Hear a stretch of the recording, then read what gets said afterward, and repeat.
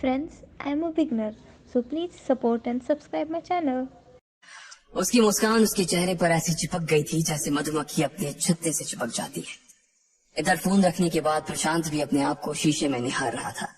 कोयल की बात सुनकर उसकी छाती चौड़ी हो गई थी। लायन ग्रुप को मात देना इतने छोटे से लड़के के लिए एक बहुत बड़ी बात थी।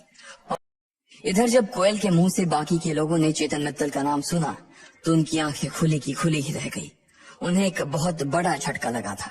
वो प्रशांत को जानते तो नहीं थे, लेकिन वो समझ गए थे कि अगर उसके पिता की दोस्ती चेतन मित्तल के साथ थी तो वो कोई बहुत बड़े ही आदमी थे।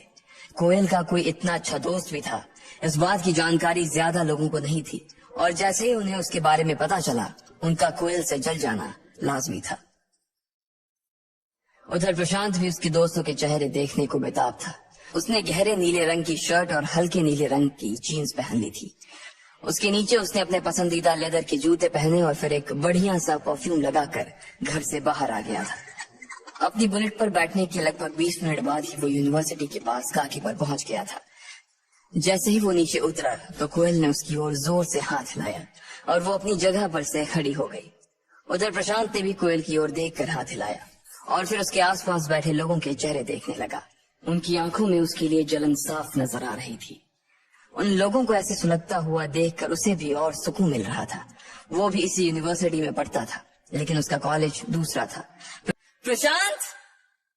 कोयल जितनी खुशी के साथ हो सकती थी उतनी खुशी के साथ बोली और फिर उसके गले लग गई। इसके बाद उसने प्रशांत का हाथ पकड़ा और कहा, सबसे पहले तो तुम्हारा बहुत बहुत बहुत बहुत बहुत शुक्रिया कि तुम इतने मुश्किल टाइम में ना सिर्फ मेरे साथ खड़े रहे बल्कि मुझे सेफली बाहर भी निकाला।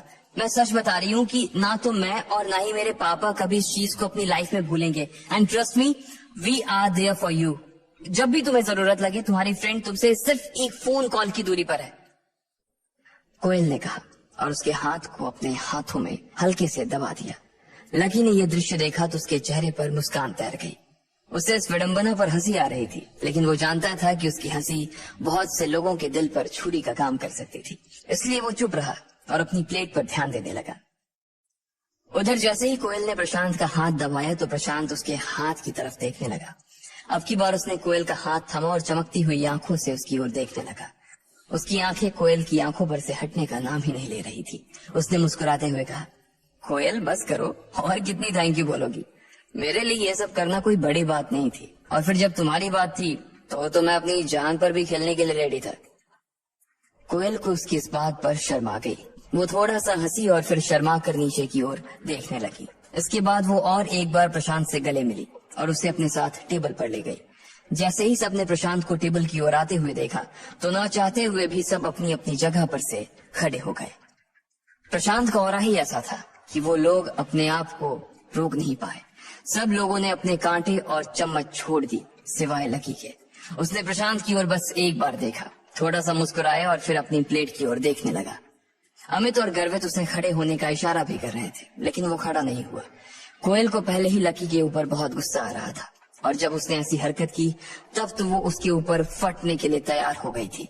लेकिन फिर उसने एक गहरी सी सांस ली और अपने आप को शांत कर लिया।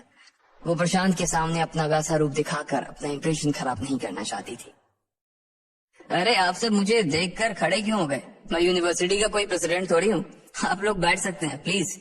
प्रशांत ने भी मिलती हुई इज्जत के सामने कुछ ज्यादा ही बड़प्पन दिखाते हुए कहा। लकी को मन ही मन हंसी आ रही थी।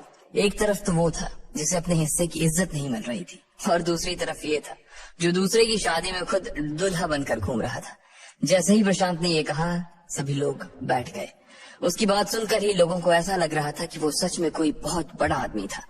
आओ तुम मेरे साथ बैठो। कोयल ने फिर से प्रशांत का हाथ पकड़ने का एक बहाना ढूंढते हुए कहा और उसे अपने साथ अपने स्टूल पर ले गई।